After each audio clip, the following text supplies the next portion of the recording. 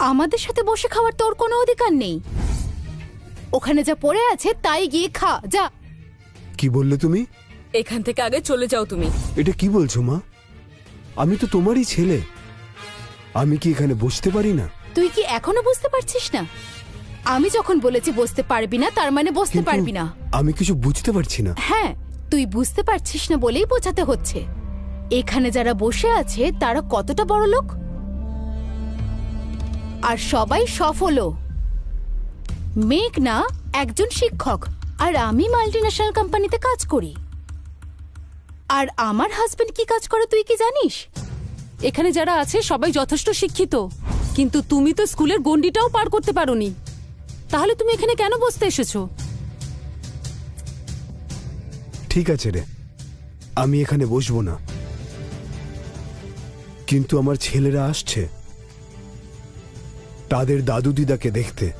তারা কিন্তু এখানেই বসে খাবে। খালি জায়গা নিশ্চয়ই আছে, কিন্তু তোর বাচ্চারা এখানে বসতে পারবে না।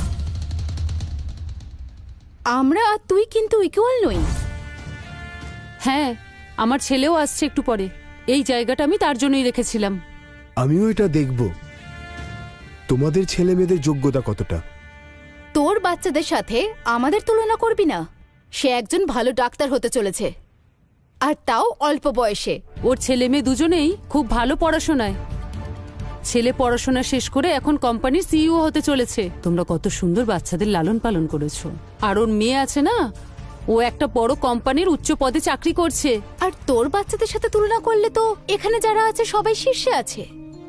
তাহলে কিভাবে তুমি আমাদের থেকে বড় হলে, আর তাও এই উপহারটা দিয়ে? তাহলে যদি সবার চেয়ে দামি উপহার দেওয়া যায় তাহলে তারা এখানে বসতে পারে তো? ও, ওই পুরনো ওয়াইনটা এনে এত সাহস করে কথা বলছো? না মা,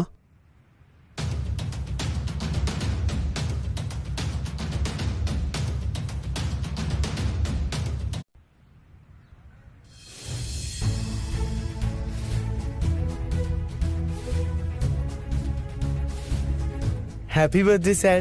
থ্যাংক ইউ। আমাদের বস এই উপহারগুলো আপনাকে দিতে বলেছেন। এটা একটা এক্সপেন্সিভ স্ট্যাচু স্যার, আর এতে দুষ্প্রাপ্য কয়েনের সংগ্রহও আছে। এগুলো কি? হ্যাঁ, তোমার 3 নাতি এই উপহারগুলো পাঠিয়েছে। তোমার পছন্দ হয়েছে? তুমি কি বলতে চাইছো? এগুলো তোমার ছেলে মেয়েরা পাঠিয়েছে? হ্যাঁ মা, আর ওই ওয়াইনটা আমার উপহার, আর এই উপহারগুলো তাদের। তোমাদের পছন্দ হয়েছে? খুব ভালো লেগেছে। স্নেহা, গিফটের দিকে তাকিয়ে দেখো। দেখে তো মনে হচ্ছে লাখ না হলে কোটিরও আর বেশি। এই যে কয়েনের কালেকশনটা আছে, এর দাম তো কোটি টাকার থেকেও অনেক বেশি। আর এই যে কয়েনের সংগ্রহটা আছে, এর জন্য যত কোটি দাও কম হবে। হ্যাঁ হ্যাঁ, দেখুন তো, সারা বিশ্বের মতো একটাও নেই, কিন্তু এখানে সব আছে। স্নেহা, তুমি সত্যিই খুব ভাগ্যবতী। হ্যাঁ, কিন্তু ওটা কি? এটা হলো থেরওয়ান ল্যাভিসের আবিষ্কার, যা একটি খুব দামি জিনিস। এটা দিয়ে আমি আমার অ্যান্টি এজিংও করতে পারি। হ্যাঁ, এটা সত্যি। আমাদের পরিবারের সবার টাকা ঢেলে দিলেও এর এক কণাও কেনা যাবে না। হ্যাঁ। রাঘব, এগুলো যদি তোমার দেওয়া গিফট হয় তাহলে তো তুমি তোমার পরিবারের থেকেও অনেক বেশি ধনী।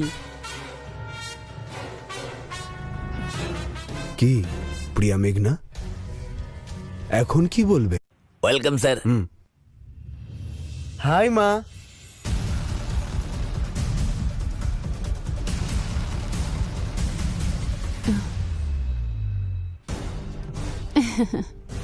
হাই মা।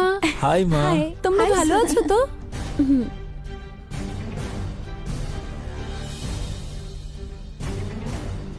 কি হয়েছে মা? মন খারাপ কেন? কেউ কিছু বলেছে নাকি? সেটা তো অনেক বড় গল্প।